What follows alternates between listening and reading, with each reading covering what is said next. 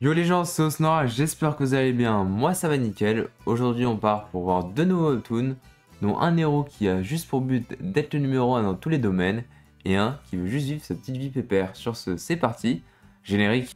WhatsApp les manoirs, on adore ça. J'en parle à mon papa.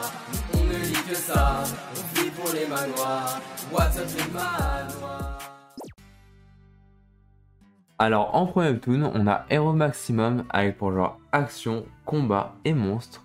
On va suivre l'histoire de Kanchi, un lycéen plutôt normal, même plutôt largement dessus de la moyenne dans les matières scolaires et autres. Mais notre héros va être le premier dans un domaine. Il va du coup passer tout son temps à le chercher et il va trouver. Il va être le numéro 1 en baston. Pas vraiment baston, mais en gros, il a remarqué après une altercation qu'il est fort en combat. Du coup, il va faire tout pour rejoindre une agence de héros. Attention, ce n'est pas n'importe quel héros. Dans son monde, des démons ont fait la paix avec les humains et les deux vivent dans une paix un peu fragile. Des monstres tuent encore des humains et du coup ces héros sont là pour empêcher ceci. Bien évidemment, notre héros est loin d'être aussi fort ou faible qu'un mec lambda. Il va du coup devoir s'améliorer, maîtriser ses compétences pour pouvoir essayer d'espérer être le numéro 1. Pourquoi il fait ça? Car il cherche à retrouver une personne et pour ça, il faut qu'il soit connu. Et du coup, moi, vu que j'adore partager des webtoons, j'aimerais bien être connu aussi pour ça. Du coup, je vous invite, si vous aimez mes vidéos, à vous abonner, à mettre un like et un commentaire. Ça aide énormément la chaîne. Et sur ce, on continue. Et en deuxième webtoon, du coup, on a The Lazy Swordmaster avec pour genre action, aventure, comédie, drame, fantasy, shonen et tranche de vie. On va suivre l'histoire du guerrier le plus puissant de l'humanité qui a du coup sauvé le monde.